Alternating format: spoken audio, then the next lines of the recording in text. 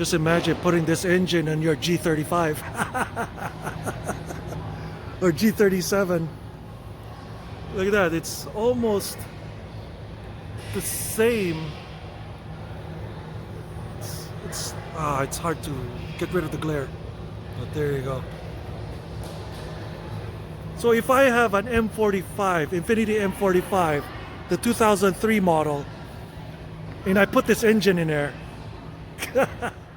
well, I'm here at the oversized exhibit here.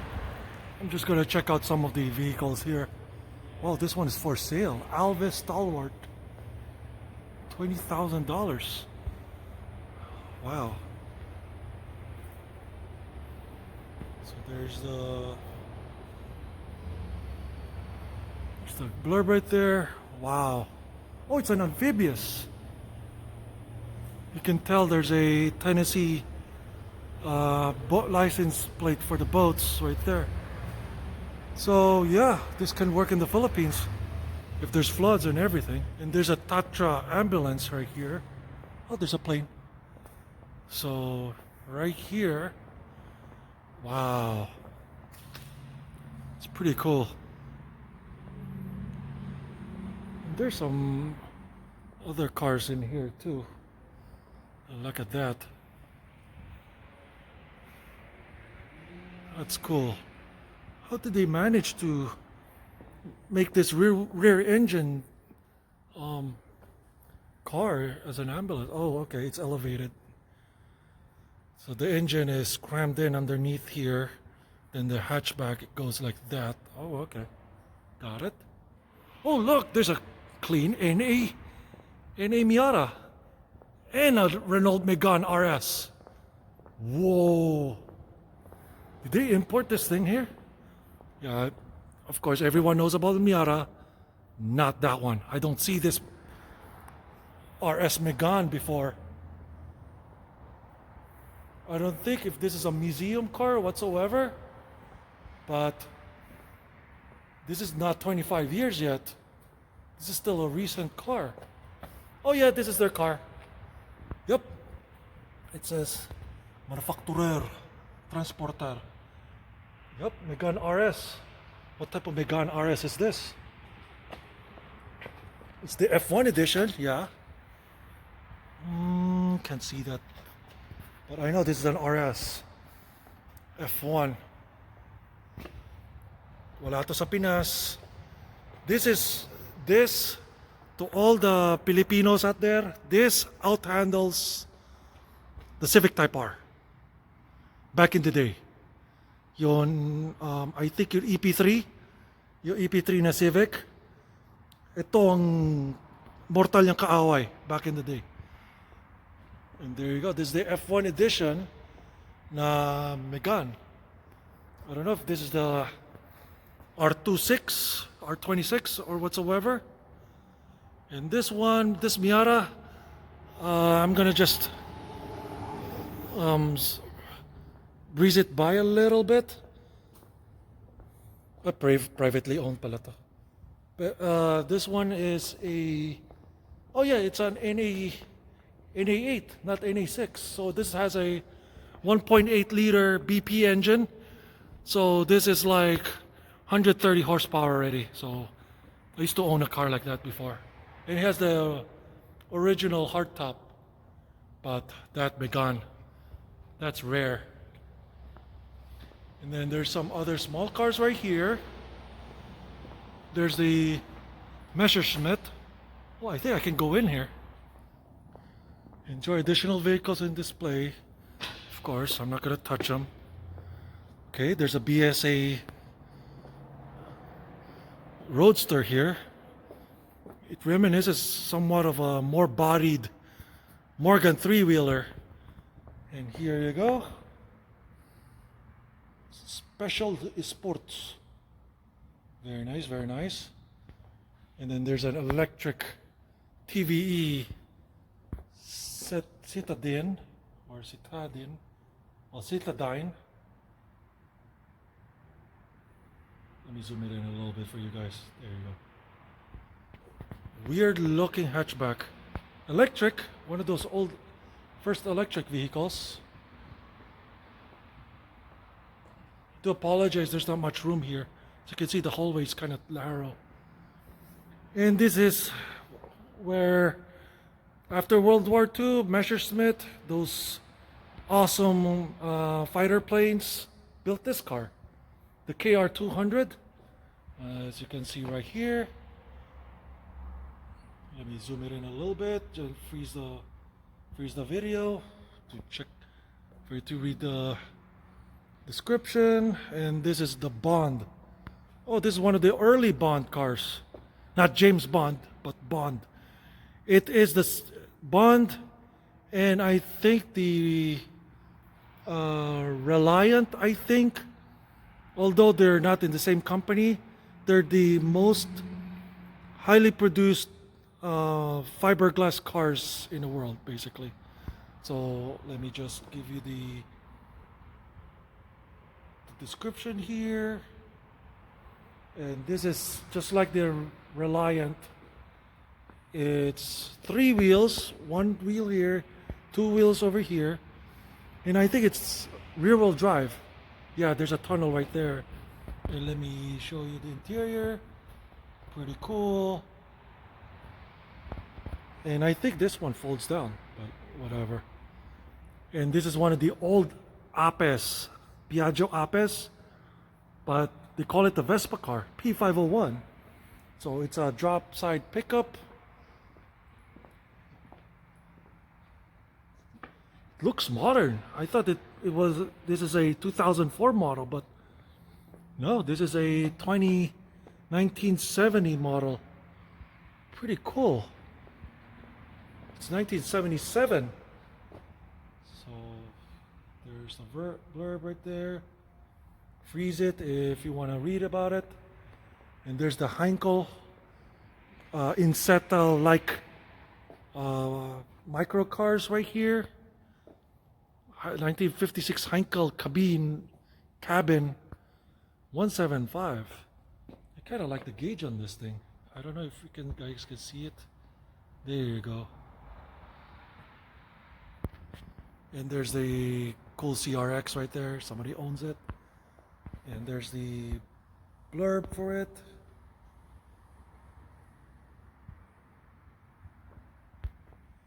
And there's so many small cars here that I'm not very familiar with. These European micro cars are something else. This one has no roof. Oh no, there's the roof right there. Down there. Wow, this is so simple. Wow. He has a very tiny speedometer right there. Wow. Awesomeness. This was kind of big. It's called the Tri-Van. No model name, just it's called the Tri-Van. Looks macho. Look at that. At some degree, it looks like an airport truck. Is this 4 wheels? No, it's 3 wheels. Oh wow. It's 3 wheels, 3-wheeler. I get it to be a reverse trike like this. Works on a performance application, but as a utility purpose, I'm not so sure about that. What if one of the loads goes sideways? Well, there's a blurb on the Tri-Van.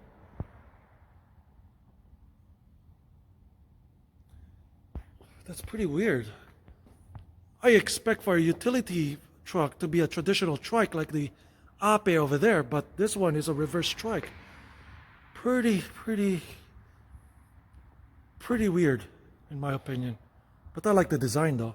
It looks like a wide body race truck.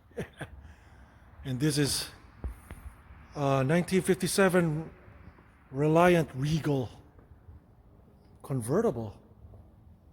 Wow. It has those original British plates and everything.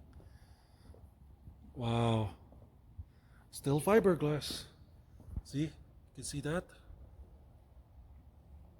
You can see some rust over here, but it's still fiberglass. It held up really good. Especially Britain is one of the most humid places in the world, basically. Here you go, there's a Regal. I don't know anything about this thing. And there's another Regal 330. And this one is a traditional coupe. Right there, see? Traditional trike, one wheel, two wheels. And this is like a company car to some degree. See, the layout, the frame is almost the same as the older one. I think they use the same architecture. I like the way they look, because I just like the design of this car for some reason. Feels so practical and no nonsense. And then next is basically the predecessor to the Morgan three-wheeler, the F Super. One of those Morgan three-wheel vehicles. See, actually I like this design better because I have a space for the spare tire like this. Look at that. I bet Morgan can do something about this and put a LED lights around it and then put a license plate right there. At least it has a spare tire. I don't know. I'm not sure if the Morgan three-wheeler has a spare tire like this, but this one does. I mean, that's awesome. And this is the interior of it. Of course, it's pretty Spartan. Big steering wheel, of course. And that's the tach. There's the speedo. So at least your passenger can yell at you that you're going too fast. Let me give you a blurb on it. Morgan F. Nice. And then this last one right here looks like an Amish car because of the way it shapes, and it's all black and everything. But this is the Tatra T49. Okay, it's one of those old Tatras, still rear engine. Actually not rear engine, it's more mid engine. Let me just give you the blurb on it. 1934, way beyond my encyclopedic knowledge on cars at some degree.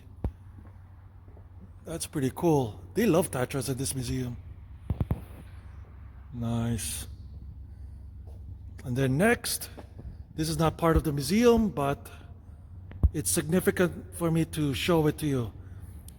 Before, back in the mid-2000s, Ford did collaborate with this Norwegian company or something like that, correct me if I'm wrong, and built this. This is the Think Electric, actually. This is an electric car.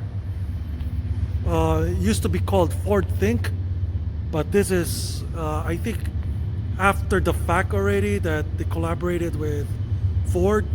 This is the independent version. It's called the Think City. And you can see the taillights kind of resembles with the Lamborghini Diablo at some degree because of those. This is a generic European taillights, basically. Sometimes there's red and yellow, but this one is, it has different designs. But I saw this, if you scroll down on my Instagram, I saw one of these in Las Vegas, which is weird. I was like, oh my god, let me take a photo of it. And there you go. But this is not the same car, of course. It has tint. That one doesn't have tint. Too bad it's not on the, I can barely see inside, but significant. And then of course the original Tesla Model S. Of course, everyone knows about Tesla. I'm not gonna delve into that. There's a rare E46 Touring, a 944 over there, i3, it's okay, there's a CRX. There's the Lotus Evora, one of my favorite Lotuses ever made. And I think someone owns it, rich guy. Same goes with this Morgan Arrow. Yep, this is the Morgan Arrow right there. And someone owns it. I'm impressed. And I don't know if this car was officially, oh yeah, it was officially sold there. Because it has those reflectors.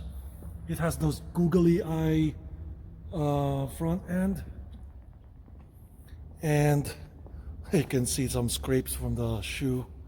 And then of course obligatory reflectors down there. Very nice. I rarely see an Aero 8. Yeah, Aero 8, yeah. And it's small. If you compare it to the Evora, it's somewhat smaller than the Evora.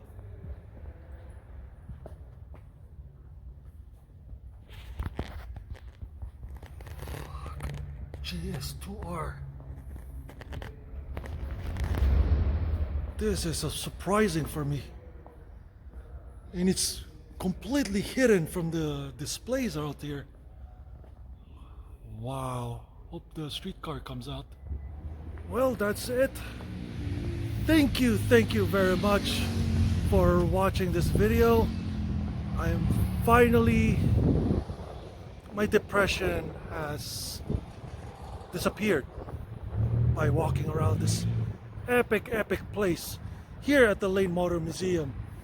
I can't, if you're a car guy, if you're a petrol head or a gearhead whatsoever, I definitely